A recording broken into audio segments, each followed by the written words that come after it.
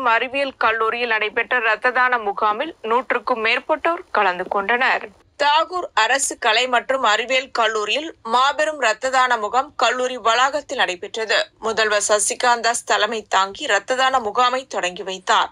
முகாமினை கல்லூரியின் தேசிய தன்னார்வலர்கள் படை, நாட்டு நலப்பணி திட்டம், வெற்றி பெண் கிளப், HDFC பேங்க் மற்றும் ஜிப்மர் மருத்துவமனை ஆகியோர் இணைந்து நடத்தினர். முகாமில் ஏராளமான மாணவர்களும் பேராசிரியர்களும் தன்னார்வலர்களும் கலந்து கொண்டு இரத்த தானம் வழங்கினர்.